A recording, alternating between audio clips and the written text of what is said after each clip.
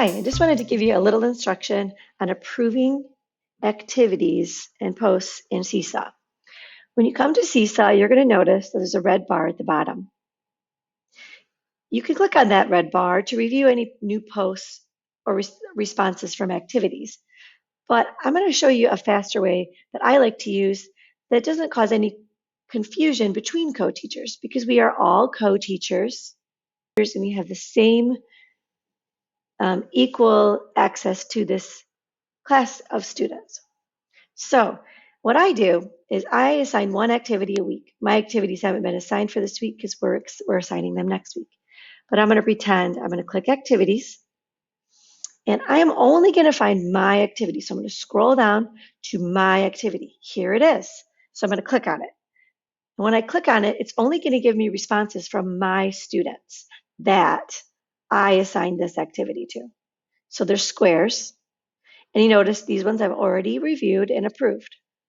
But there's one here that says review.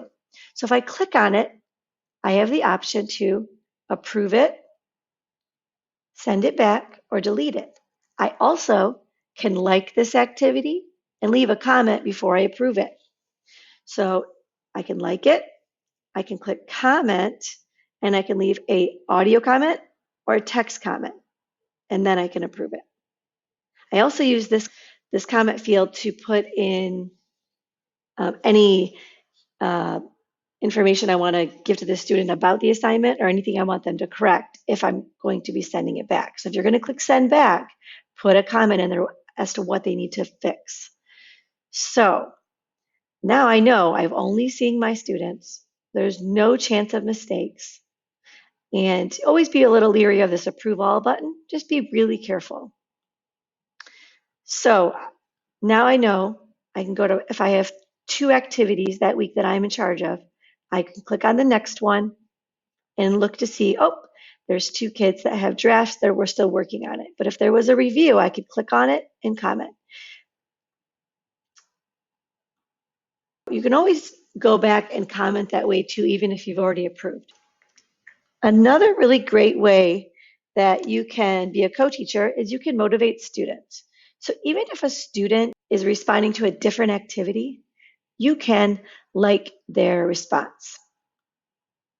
And that's perfectly normal because they're understanding that they have a real audience and people who care about them and care about their work. And it's going to really help parents at home who are trying to motivate kids to do work on Seesaw. A lot of times the principal will come in here and like things, co-teachers will like each other, others things. That is perfectly fine. So I might like this, but I'm not going to maybe comment on his math work, but I might leave a comment saying, I'm proud of you, or keep up the good work, a very general comment that's not specific to their work. So know that these comments, only the students can see it. However, if you make a post to it and you write a note to all students saying, hello, class, and you click the check mark, if you choose all students in Mrs. Schaefer's class and you click the check mark, they're all going to be able to see it. And when they comment, just be careful approving those comments because they're all going to be able to see them. I've seen it happen already and it's been no problem. So just be careful not to approve anyone else's posts. You can click the red bar, however, only approve your own posts. The other thing is, another way you can be a good co-teacher is after a few weeks, or maybe after all the students in your class have completed that activity, you can archive the lesson. So after maybe 2 weeks or whatever you agree to, you can click these 3 dots and you can archive your activity. Your activity is not deleted. Their responses are not deleted.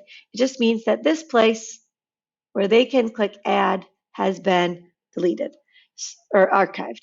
So in your My Library, in your teacher space where you created this activity, it's still there and it'll live there for 10 years if you want it to, and you can assign it every year.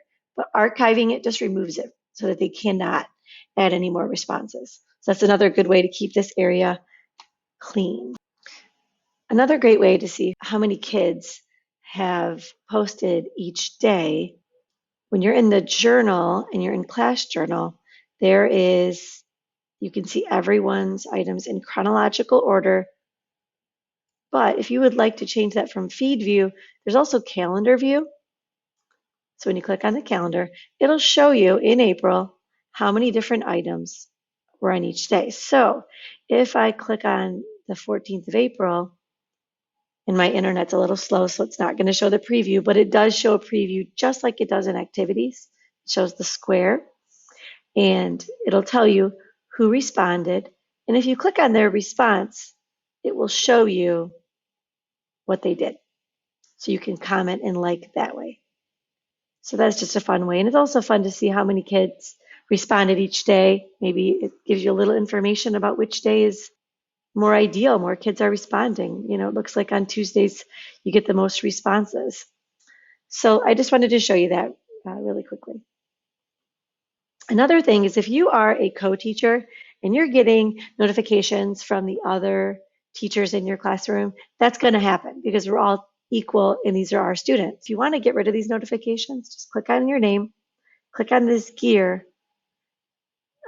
click Account Settings, and then scroll down to where it says Class Notifications. And just uncheck all three of these, and then you will not get bothered in your email or push notifications to your phone.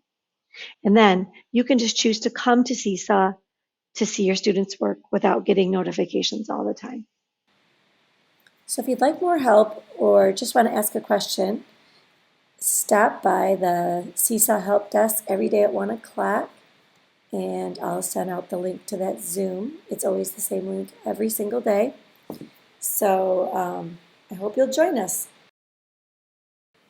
One great thing about being a co-teacher is that whether you're a technology teacher, a general education teacher, an art teacher, you can look at each other's activities and, more importantly, the student responses, and you can see what they're learning in each of these different areas.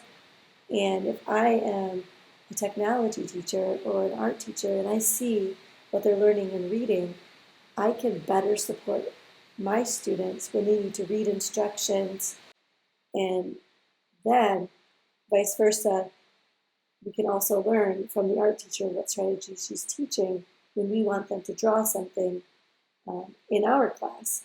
So I think it's a relationship that will really strengthen our teaching, and it will strengthen the experience for the student.